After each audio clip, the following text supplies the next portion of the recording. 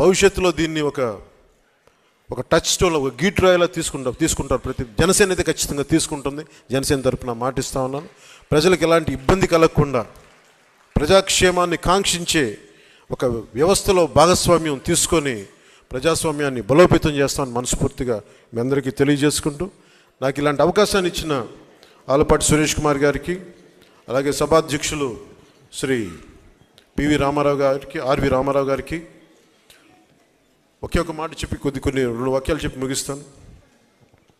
ముఖ్యమంత్రి జగన్ గారు మాట్లాడుతూ ఈరోజు కూడా నా దృష్టికి వచ్చింది, 33,000 మంది ఆడపిల్లలు వైసీపీ వాలంటీర్ల వల్లే అదృశ్యం అయిపోయారని నేను అన్నానంటే వారికి వివరణ ఇస్తున్నాను. నేను చెప్పింది మీరు డేటాబేస్ కలెక్ట్ చేయండి, మీ వాలంటీర్లు డేటాబేస్ కలెక్ట్ చేయటం వల్ల ఆ డేటా ఎక్కడో హైదరాబాద్లో ఉన్న ఒక కంపెనీకి వెళ్ళిపోయి ఆ కంపెనీ నుంచి లీక్ అది ఎటు వెళ్ళిపోయింది. అదే చెప్పాను తప్ప ఏ రోజు కూడా వాలంటీర్ వ్యవస్థ సంపూర్ణంగా వాళ్ళు చేశారని నేను ఇప్పుడు అనలేదు. వాలంటీర్ల మీద నాకు గౌరవం ఉంది, కానీ కొద్దిమంది వాలంటీర్లు చేసిన తప్పులకి వాలంటీర్ వ్యవస్థ మొత్తం చెడ్డ పేరు తీసుకొచ్చిందని చెప్పాను తప్ప వాలంటీర్ వ్యవస్థ ఏ రోజు కూడా మొత్తానికి చేసిన నేను ఏ రోజు చెప్పలేదు. ముఖ్యంగా వాలంటీర్స్గా పనిచేస్తున్న యువతకు ప్రత్యేకించి తెలియజేస్తాం, మీ భవిష్యత్తుకు కూడా మేమందరం అండగా నిలబడి ఉంటామని తెలియజేసుకుంటున్నాం.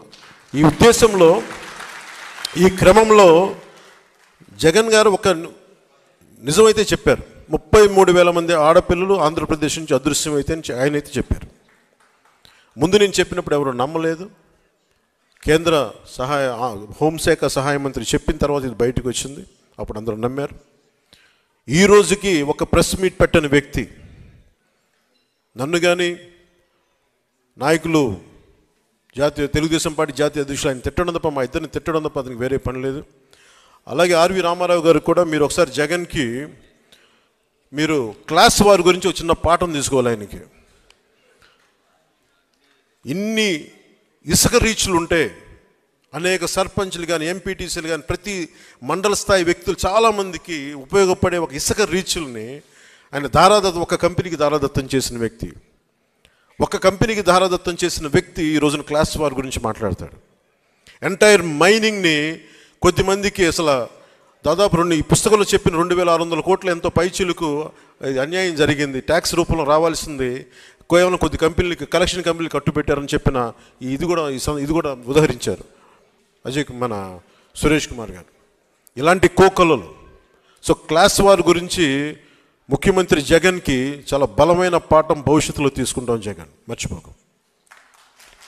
ఏ అమరావతినైతే, ఏ ప్రజలనైతే, ఏ ఆంధ్రప్రదేశ్ ప్రజలనైతే మీరు హింసించారో, ఏ ప్రజలనైతే మీరు విధ్వంసానికి గురి చేశారో, జీవితాలని చిన్న భిన్నం చేశారో గుర్తుపెట్టుకోండి జగన్. భవిష్యత్తుని మిమ్మల్ని కాలర్ రాస్తాం, గుర్తుపెట్టుకోండి. జై జనసేన, జై హింద్.